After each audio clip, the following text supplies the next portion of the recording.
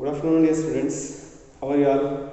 Okay, here we are learning the unit in science, which is helping us to understand about the different parts of the plant, which is in the getting to know about the plants. Is it right? So, as we have learned from the previous classes about the stem, and even we have learned about the leaf. Also, we learned about the roots. Is it right? So, most of all functions of the leaf, stem and the roots we have learnt. Is it right? And we have understand that the roots are helping in the anchoring the plant body and helping to transport minerals and water to each parts of the plant body. Is it right? And we have understand that there are two types of roots we can able to find in the plants, that is called as taproot and the fibrous root. And even you know that the roots are very important in the capability of absorption of mineral and water from the soil to be transported to all parts of the body. Is it right?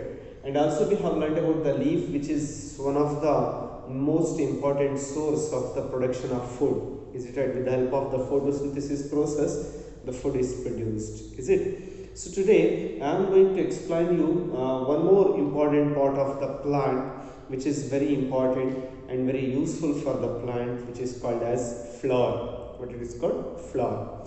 Okay, dear students, see, generally we'll take the example in the explanation of the flower of a plant part.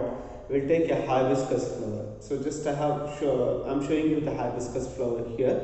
See, you know, dear students, the flowers is known as the reproductive part of the plant.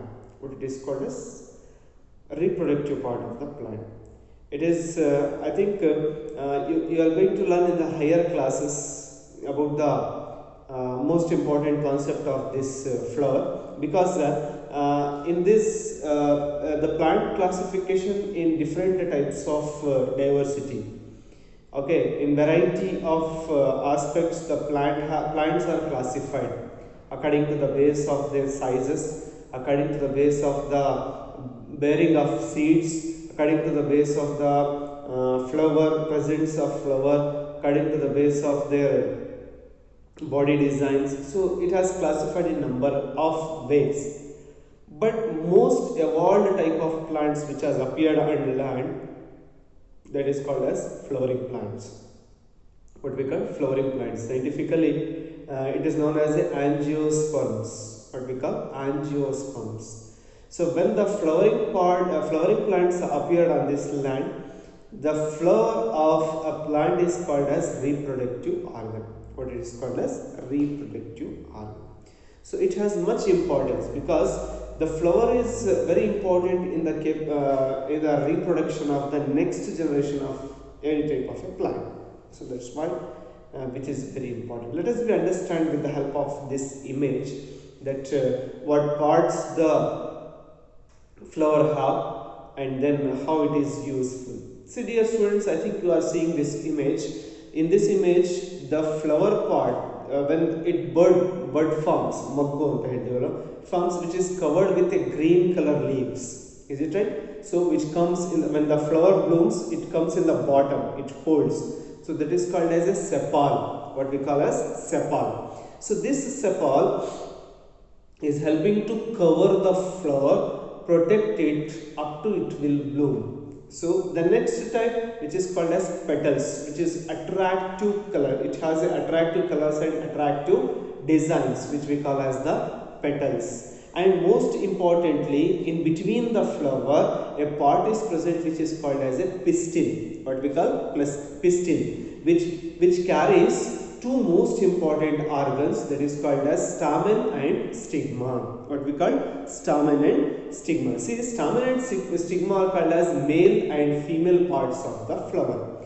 When it combined together, it can be capable to produce the seed for the next generation. That we call as, that's why these are called as stamen and stigma. So in this same pistil, the bottom of the pistil, which has a oval shaped part, a egg shaped part called as ovary. What we call ovary, where the development of seed takes place. That you will learn in the next class about the pollination. So stamen or the stigma is involved in the pollination, then they can be capable to produce the seed after the involving in the pollination. Pollination is the process of development of new seed that we can call as a reproduction process. Pollination is a reproduction process in the plants that can able to carry out the process of developments of new generation. So as like stamen and stigma helps in the pollination,